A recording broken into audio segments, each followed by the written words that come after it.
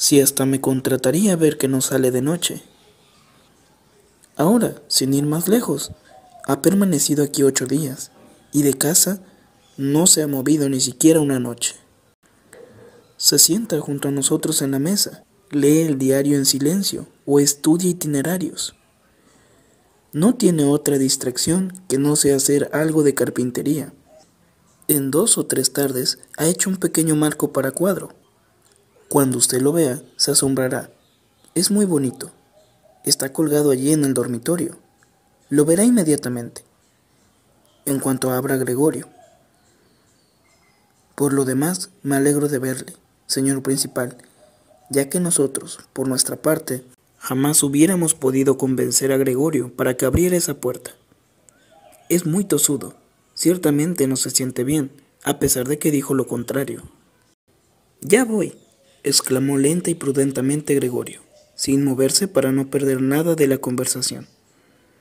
De otra manera, no podría explicármelo, señora, contestó el principal. Esperemos que no sea nada serio, pero como quiera, no puedo dejar de decir que nosotros, los comerciantes, afortunada o desgraciadamente, debemos soportar muy a menudo algunos malestares, anteponiendo a todos los negocios. Bien, inquirió el padre, ya impaciente y volviendo a tocar la puerta. ¿Puede ya pasar el señor principal? No, contestó Gregorio. Un silencio de gran tristeza se apoderó de la habitación contigua de la izquierda, mientras en el de la derecha sollozaba su hermana. Mas, ¿por qué razón no iría ella donde estaban los otros? Claro es que hacía poco que se había levantado y que aún no se empezaba a vestir, pero ¿por qué lloraría? Quizá porque el hermano no se levantaba y no dejaba pasar al principal. ¿Comenzaría a atormentar a sus padres de nuevo con las antiguas deudas? Sin embargo, ahora no venía al caso preocuparse de esas cosas. Gregorio permanecía aún allí y no tenía la menor intención de alejarse de los suyos.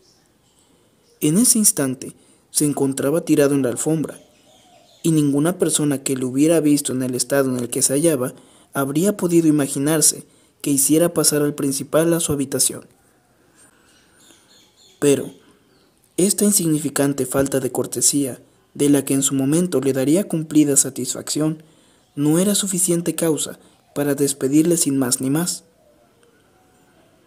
A Gregorio le pareció que ahora era mejor que lo dejaran tranquilo y que no vinieran a perturbarlo con lágrimas y discursos. Mas su incertidumbre confundía a todos, que trataban de justificar su conducta. Señor Samsa, llamó de nuevo el principal, ahora con tono autoritario. ¿Qué es esto? Se ha parapateado usted en su cuarto. Solamente responde con monosílabos. Intranquiliza en forma alarmante y sin razón a sus padres. Y además, entre otras cosas increíbles, no cumple en el almacén como es su deber. Le estoy hablando en este momento en nombre de sus padres y de su jefe, y le suplico seriamente que aclare esto de inmediato. Estoy asombrado. Yo tenía de usted un concepto de hombre responsable y correcto, y parece que ahora, de súbito, quiere usted hacer alarde de extravagancias inexplicables. Es cierto que el jefe me sugirió esta mañana una posible explicación a esa falta. Recordó el cobro que usted debía efectuar anoche, pero yo en ningún caso consideré que esto fuese motivo para justificar su ausencia. Ahora ya, en vista de su empecinamiento, he perdido el interés por usted. Su situación en el almacén es bastante inestable. Yo pensaba decirle estas cosas en privado, pero como usted se complace en hacerme perder el tiempo inútilmente, no tengo reparo en decírselo delante de sus señores padres. Últimamente, su trabajo no ha rendido como debía. Somos conscientes de que esta época no es la mejor para nuestro negocio. Nosotros admitimos eso. Mas, señor Samsa, no hay ni debe haber época alguna en que los negocios se paralicen por completo. Pero, señor, gritó Gregorio, desesperado, olvidándose de todo. Voy de inmediato, salgo al momento. Un ligero malestar, un mareo impidió que me levantara. Me encuentro acostado aún, pero ya me he recuperado del todo. En este instante me levantaré. Un minuto de paciencia. Todavía no me hallo tan bien como pensaba, pero estoy mejor. Es inexplicable cómo pueden a uno ocurrirle estas cosas. Ayer por la tarde me sentía tan bien. Es cierto, mis padres lo pueden asegurar. Aunque bien mirado, en la tarde tuve ayer algo así como un presentimiento. ¿Por qué no me lo notarían?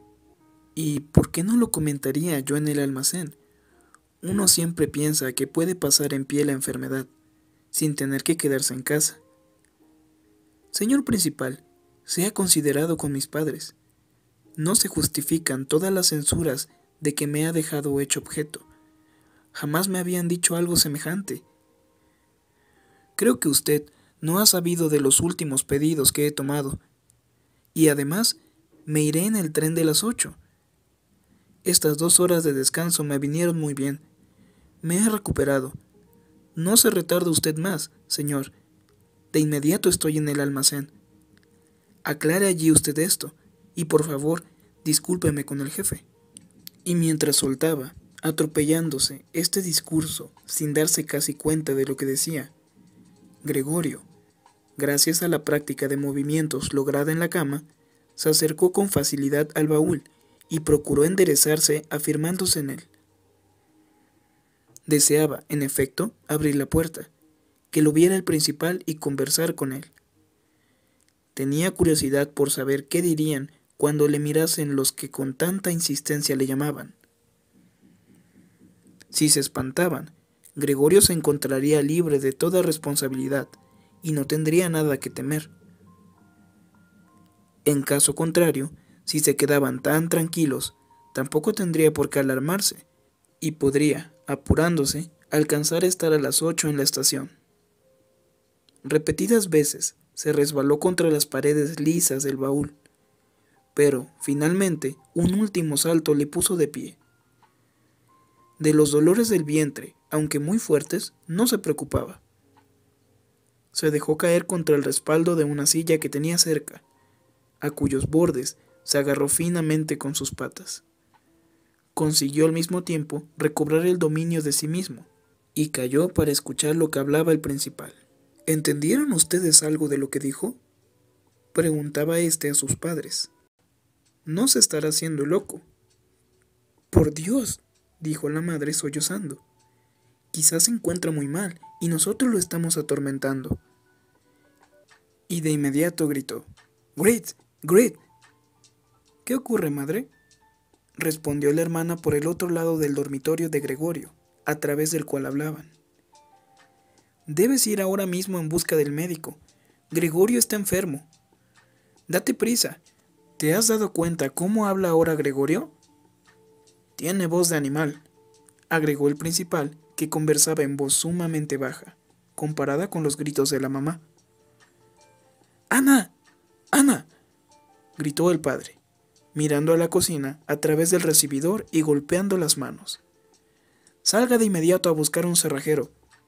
Ya se escuchaba el ruido de las faldas de las 2 muchachas que partían corriendo. ¿Cómo se vestiría tan rápido la hermana? Y también se oía que abrían en forma brusca la puerta del piso. Mas no se oyó ningún portazo. Seguramente habrían dejado la puerta sin cerrar, como a veces ocurre en las casas donde está sucediendo una desgracia. Gregorio, sin embargo, estaba ya mucho más tranquilo. Es cierto que sus palabras seguían siendo enigmas, aunque para él eran clarísimas, más claras que antes, de seguro, porque se iba acostumbrando a oírse así. Pero lo importante era que los demás ya se habían dado cuenta de que algo raro le estaba ocurriendo, y se presentaban a darle ayuda. La resolución y fuerza con que se tomaron las primeras providencias le reconfortaron. Se sintió otra vez incluido entre los seres humanos y esperó. Tanto el doctor como el cerrajero, indistintamente, operaciones extraordinarias y portentosas. Y con objeto de que su voz resonara lo más clara posible en los importantes diálogos ahora inminentes, carraspeó un poco, tratando de hacerlo con suavidad, por miedo a que este ruido pareciera también no provenir de un ser humano, cosa que ya le resultaba difícil distinguir. Entretanto, en la habitación vecina había gran silencio. Quizá los padres, sentados en la mesa con el principal, cuchicheaban con éste, o posiblemente estaban todos escuchando junto a su puerta. Gregorio deslizó el sillón hacia la puerta, pegado a ella por la viscosidad de sus patas, y así descansó un momento del esfuerzo hecho. Después trató con la boca de dar vuelta la llave dentro de la cerradura. Desafortunadamente, al parecer no tenía dientes. ¿Con qué tomaría pues las llaves?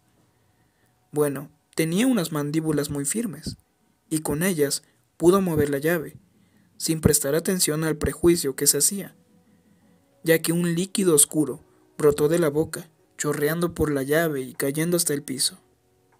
«Oigan ustedes», comentó el principal en el cuarto contiguo, «está girando la llave». Estas palabras dieron inmenso aliento a Gregorio, pero todos, el padre, la madre, deberían haberle gritado: «¡Adelante, Gregorio!». Sí, debían haberle gritado: «Siempre adelante, duro con la cerradura». Y sospechando la ansiedad con que todos iban siguiendo sus esfuerzos, mordió con todas sus fuerzas la llave, medio extenuado, y, conforme ésta giraba en la cerradura, él se sujetaba, balanceándose en el aire colgando de la boca, y según le era necesario, se agarraba la llave o la empujaba hacia abajo, volcando en el esfuerzo todo el peso de su cuerpo. El ruido del metal de la cerradura, que al fin cedía, le volvió en sí totalmente. Bien, pensó con un suspiro de alivio. Ya no fue necesario que viniera el cerrajero, y pegó al pestillo con su cabeza para terminarlo de abrir. Tal forma de abrir la puerta motivó que, aun estando franca la entrada, no se hiciera todavía visible. Tuvo que darse la vuelta con cuidado contra una de las hojas de la puerta, con mucha lentitud para no caer. Y aún estaba concentrado realizando tan difícil movimiento, sin tiempo para preocuparse de otra cosa, cuando escuchó un «¡Oh!» del principal, que se esparció como una ráfaga de viento, y vio a este señor, el que estaba más cercano a la puerta, cómo se tapaba la boca con la mano y retrocedía lentamente, como si una fuerza invisible lo empujara. La madre, que, a pesar de estar con el principal, estaba despeinada, con el pelo revuelto, juntando sus manos, miró al padre, dio luego 2 pasos hacia Gregorio y cayó al suelo en medio de sus faldas esparcidas en torno suyo, con el rostro oculto en sus senos. El padre cerró el puño con ademán hostil, como si deseara echar a Gregorio hacia atrás, dentro de su cuarto. Luego se volvió, caminando con paso vacilante hacia el recibidor, y allí, tapándose el rostro, con las manos estalló en llanto, estremeciéndose por entero. Gregorio, pues, no llegó a entrar al recibidor, estaba dentro de su cuarto, apoyado contra la hoja, sólidamente cerrada de la puerta, de manera que solo mostraba la parte superior del cuerpo, con la cabeza semi-inclinada, y desde allí observaba a quienes lo rodeaban. A todo esto ya había clareado, y se distinguía nítidamente en la otra acera parte del enorme y negruzco edificio de enfrente. En el hospital, de fachada monótona, con ventanas simétricas como único adorno. Todavía no cesaba la lluvia, pero ahora caía espaciadamente. Sobre la mesa se veía la abundante vajilla del desayuno, porque para el padre el desayuno era la principal comida del día, y acostumbraban a alargarlo leyendo los distintos periódicos. Sobre el lienzo de la pared, que se hallaba precisamente frente a Gregorio, colgaba un retrato de éste, de los tiempos de su servicio militar, representándolo con el uniforme de teniente, con la mano en el pomo de la espalda, sonriendo despreocupadamente y con un aire que exigía, al parecer, respeto para su uniforme y gallardía militar. Aquella habitación daba al recibimiento. Por la puerta abierta se veía la del piso, que asimismo permanecía abierta. También se podía ver el descansillo de la escalera y el inicio de esta última, que llevaba a los pisos de abajo. «Bien», dijo Gregorio, convencidísimo de ser el único que continuaba sereno. «Bien, me visto enseguida, tomo el muestrario y parto de viaje». «Me dejaréis que salga de viaje, ¿no es cierto?». «Observe, señor principal, que yo no soy ningún porfiado y que trabajo con placer. Los viajes son cansados, mas yo no podría vivir sin viajar». «¿Hacia dónde va usted, señor principal? ¿Al almacén? ¿Sí? ¿Le relatará todo tal y como ocurrió? Cualquiera puede pasar por un breve periodo de incapacidad para el trabajo, pero es justamente en este momento cuando los jefes deben recordar lo útil que uno ha sido y confiar en que, saliendo de la incapacidad, volverá a reanudar las labores con mayor energía y empeño. Yo, como usted sabe bien, estoy muy comprometido a servir con lealtad al jefe. Por otro lado, debo atender también a mis padres y hermana. Es verdad que hoy me hallo en difícil aprieto, pero esforzándome lograré superarlo, señor. No me dificulte más la cosa de lo que ya está. Defiéndame en el almacén. Sé bien que al viajante no se le quiere allí. Todos piensan que recibe dinero a manos llenas y que vive a cuerpo de rey. También es verdad que no existe razón particular alguna para hacer desaparecer este prejuicio. Pero usted, señor principal, es más compasivo y está más al tanto de las cosas que el resto del personal, inclusive, dicho en confianza, que el mismo jefe, quien en su categoría de amo muchas veces se equivoca con relación a un empleado. Usted sabe muy bien que el viajante, como está fuera de la oficina casi todo el año, es sujeto fácilmente expuesto a infortunios y a ser objeto de chismes y quejas sin fundamento alguno. Contra todo lo cual, poco puede defenderse, ya que por lo general no llegaría ni a enterarse, y solo a veces, al volver agotado de un viaje, comienza a notar comportamientos extraños, cuyas causas ni sospechaba. Señor principal, no se marche usted sin decirme algo que me haga sentir que al menos me da usted la razón en parte. Mas desde el comienzo de las palabras de Gregorio, el principal se había dado media vuelta, y lo miraba por encima del hombro crispando, mostrando un gesto de asco en los labios. Mientras Gregorio hablaba, estaba muy intranquilo. Retrocedió hasta la puerta sin dejar de mirarle, pero con gran lentitud, como si algo oculto no le permitiera dejar aquella habitación. Finalmente, llegó al recibidor, y al ver la ligereza con que levantaba los pies del suelo, diríase que le quemaban las suelas de los zapatos. Estiró su brazo hacia la barandilla de la escalera, como si de milagro esperara encontrar allí la libertad. Gregorio entendió que de ninguna manera podía dejar irse al principal en tal estado de ánimo. De otro modo, su puesto en el almacén correría serio peligro. No lo entendían sus padres de la misma manera, ya que a través de los años se habían forjado la ilusión de que la permanencia de Gregorio en aquella casa comercial duraría de por vida. Aparte de eso, estaban tan preocupados con los sinsabores del momento que toda perspicacia les había abandonado. Gregorio, en cambio, tenía una actitud muy distinta. Había que detener al principal, apaciguarlo, convencerlo y finalmente ganárselo. De eso dependía el futuro de Gregorio y de su familia. Si por lo menos encontrara allí su hermana. Era inteligente. Comenzó a llorar mientras Gregorio estaba todavía muy tranquilo, echado sobre la espalda. Y no hay duda de que el principal, tan afecto al bello sexo, le habría dejado conducir por ella a donde le hubiera deseado. Ella hubiera cerrado la puerta del piso y en el mismo vestíbulo le habría disuadido de su horror. Pero la hermana no estaba, y Gregorio tenía que manejar la situación por sí mismo. Y sin acordarse de que aún no sabía hasta dónde alcanzaban sus posibilidades de movimiento, ni tampoco, lo más verosímil, lo más seguro sería que sus palabras resultaran de nuevo ininteligibles. Dejó la hoja de la puerta en la que se apoyaba, y pasó a través de la hoja que estaba abierta, comenzando a caminar hacia el principal, que continuaba asido ridículamente en la barandilla del rellano. Pero de inmediato, al faltarle el sostén, cayó al suelo sobre sus pequeñas y numerosas patitas, dejando escapar un ligero lamento. al punto sintiéndose por primera vez en aquella mañana lleno de un verdadero bienestar. Sus patitas, posadas en el suelo, le obedecían perfectamente, cosa que advirtió con alegría.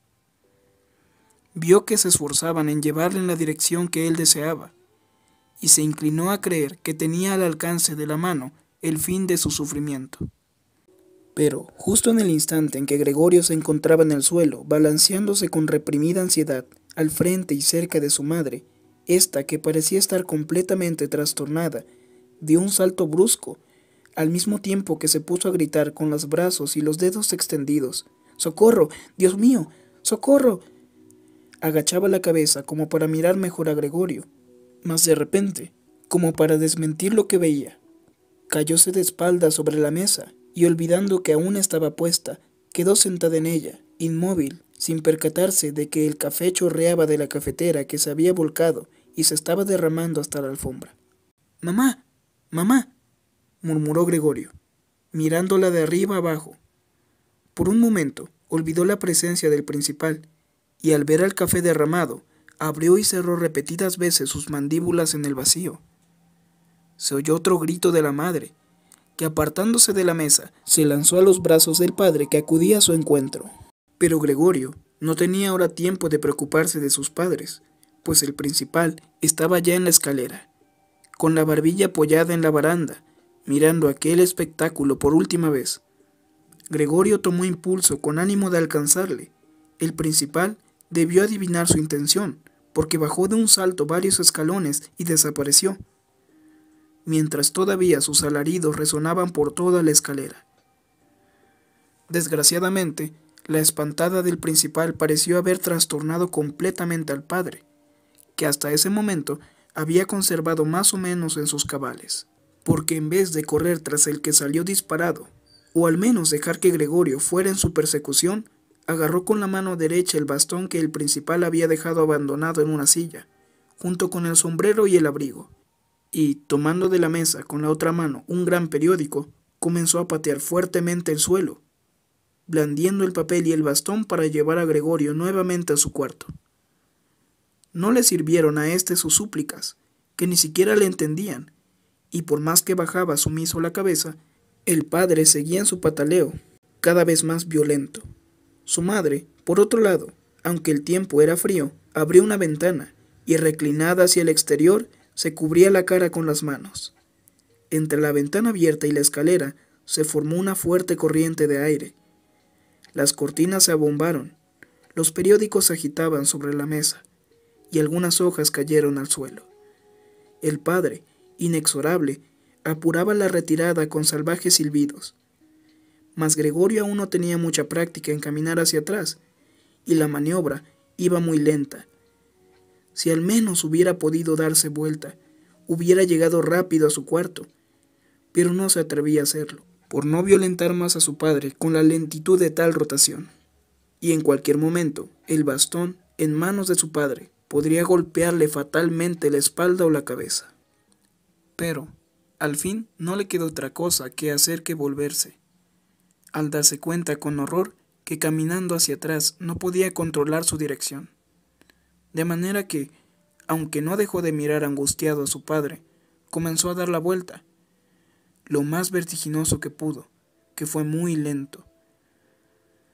Parece que el padre notó sus buenas intenciones, pues no lo siguió acosando, e incluso le dirigió desde lejos la maniobra con la punta del bastón. Si al menos pudiera haber dejado él de silbar de ese modo tan terrible, eso era lo que más desesperaba a Gregorio. Al terminar casi ya de dar la vuelta, el silbido lo desconcertó, haciendo que de nuevo equivocara un tanto la dirección. Finalmente, su cabeza se encontró frente a la puerta, mas en ese momento se dio cuenta que su cuerpo era demasiado ancho para poder pasar sin dificultades.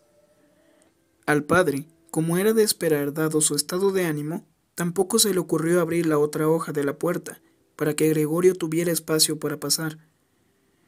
Únicamente le obsesionaba la idea de hacer que Gregorio entrara a su habitación lo más rápidamente posible.